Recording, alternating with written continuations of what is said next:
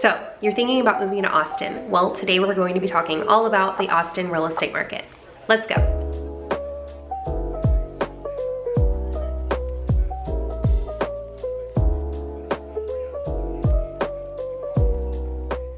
Hello and welcome back to the channel, or welcome if you're new. It's great to see you. I'm Dominique and I am a local realtor in the greater Austin market.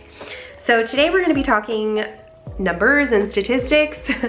This may be interesting to some of you and others not so much, but I think it's always good to look at the numbers behind the market so that we can get a real sense of what's going on. So I have some notes here to just kind of, give you all an update on what's going on. It's been a few months since we talked about the hard numbers. And of course, things have changed a lot. So in the last video, I talked about, how things were in 2020, 2021, 2022, and the market has changed year over year as it does.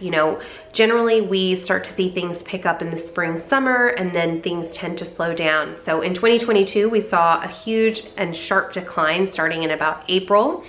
And that was mostly due to the hike in interest rates. As we went into the fall and winter, things typically do slow down that time of year, but we saw things decline at a larger rate than they normally do that time of year. I listen to various economists and other people in the field on what they think is going to happen in 2023. But of course, nobody has a crystal ball, so we don't know exactly what is going to happen. But what we can do is we can look at numbers month over month, and then of course, being a realtor, we have a different perspective on the market because we kind of start seeing things change before they show in our numbers, right? We're kind of beginning to see the beginnings of that, with higher attendance at open houses, kind of buyers coming out and starting to be interested in looking again. Whereas a lot of buyers were on the fence in the fall and winter. They were just kind of waiting things out because of the higher interest rates and because of a lot of the news and the media. And obviously it is something to be worried about when you see a lot of these tech companies laying off thousands of employees. So people have just kind of been sitting on the sidelines just waiting to see what's gonna happen. So let's get into the numbers. Months of inventory in the metro area remained about the same. Now we're kind of looking at January and compared to December. When we look at statistics, we do look at month to month, but then we also look at year over year to see how things are going. Right now we're looking at January of 2022 versus January of 2023. January 2023, we had a total sales of $1,498, and this was a 33% decrease from the year before. We had 2,571 units that went pending. That was a 16% decrease. New listings were at 2,976. That was a 16% increase. And withdrawn expired listings were at 895, which was a 340% increase year over year. The average sold price was $563 in the Austin metro area, whereas in January of 2022 is $577. So that is a 2.5% decrease. The median sold price was $450,000, down from $480,000 in January of 2022. That's a 6% decrease. A couple of the big key things that I want to point out to y'all. Average days on market was 65 days. In 2022, that was 25 days, so that's a 160% increase. And then the months of inventory were 3.9 versus 1 in 2022, so that's a 292% increase. Remember, that is the Austin metro area, so that's including surrounding areas around Austin. And so what does that mean? When you're looking at months of inventory, so when we were at the height of, demand in 2020 and 2021, we were seeing months of inventory at 1 month or under. At some points it was like 0.3. I mean, things were going so quickly. You put a house up for sale and over the weekend, it was gone. So buyers had to be ready to go, really aggressive, and just get out there and make a decision as soon as possible. Now things have kind of settled down and we have more inventory. Part of that is sellers were holding off selling in 2020 and 2021. Maybe they were unsure or they didn't know where they would move to. And then as things neared 2022 and we kind of saw that dip, then they all came to the market because they were afraid that they had missed out. So when we had so little inventory and the interest rates were so low, you know, buyers were running into the market and just trying to get under contract any way that they could. Now that we have more inventory and we have over 3 months of inventory, it's become more of a balanced market. Now buyers have a little more time to think about things, a little more room for negotiation. Sellers are more willing to work with buyers. One of the other things that I want to point out is average sold price. So the average sold price in the metro was pretty flat when we look at January compared to December, January 2023 compared to December 2022.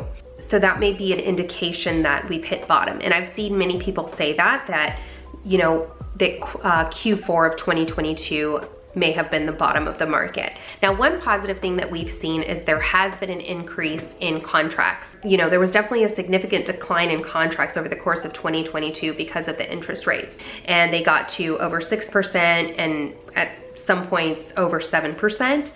And so the contracts, overall contracts in the market decreased significantly. So we saw that dip in the fall in November and December, and then it slowly started to increase in January. So, you know, if that continues, then, you know, November, December may have been the bottom of the market, and that's really good news for us.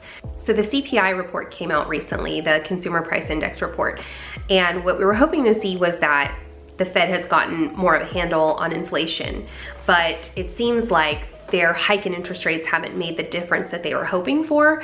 So it seems as though interest rates will continue to increase until they get a handle on inflation and until they get those numbers where they want them to be. All that to say, we're not sure where the market's gonna go. As I said before, nobody has a crystal ball. So I guess the fortune teller's right. But it seems like interest rates will continue to remain high until the Fed gets a handle on inflation. And so what does this all mean? I know this is a lot of information, but typically as we go into spring and summer, things start to pick up. So we've kind of seen a little bit of that happen at the beginning of February, you know, kind of a little bit more, you know, visits at open houses, buyers reaching out, you know, to get pre-approved and to get started on the process of buying a home, all of those things. So it may be that the buyers that were sitting on the sidelines, you know, they were waiting to see what interest rates would do and if they were gonna come down quite a bit. And now at this point, they've just gotta make a move. Because some people, no matter what's going on with the interest rates, no matter what's going on with the market, some people just have to move because of life circumstances, seasons, different things like that. And they can't just wait on interest rates to drop.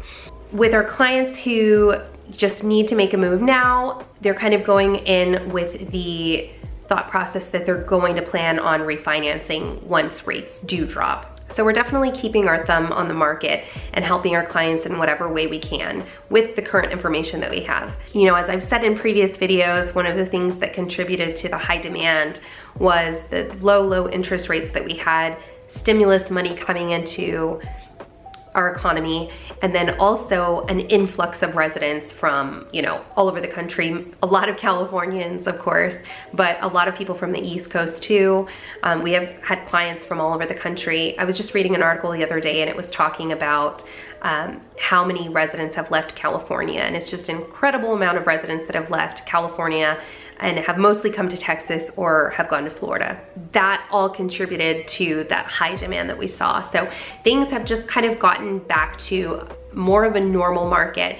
A balanced market is considered somewhere between about 5 and 7 months. So we're not quite there yet, but you know, there's definitely a lot more opportunities for buyers than there was before.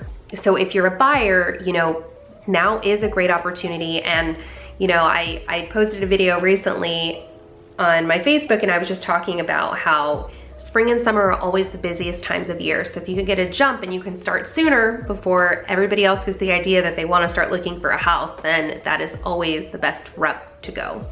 You know, get your ducks in a row, get pre-approved, get an understanding of what you're qualified for, make a list of, you know, what you absolutely need to have in a house and what are needs versus what you want, and you know, get your plan together and get going. Another big place of opportunity for buyers is in new construction. And you know, just like with resale homes, because of the hike in interest rates, you know, builders haven't been able to move that inventory that they were building up for the past few years. They have no reason to hold on to that inventory. So they have, you know, slashed prices. They are giving, you know, more to closing costs. They're giving more incentives if you go with their lender. There's just a lot more that they're able to offer. Now, what that means is it's hard for resale homes to compete with the new construction. So if you're a seller, that's definitely something to keep in mind. But if you're a buyer and you're open to new construction, then there are some really great opportunities in new construction, and I'm happy to help walk you through that. Now, if you're a seller, things are definitely getting better than they were in the fall, but you know, we're not where we were at the beginning of 2022, definitely not 2021. So that's something to keep in mind. And one of the big things that you want to keep in mind if you're a seller is pricing. And you know, you want to get the most up-to-date, most recent data whenever you're determining where you want to price your house on the market. You definitely want to price your house right. You don't just want to say, oh, my neighbor sold their house for this much, and you know, I think mine is better, and so we should price it at this.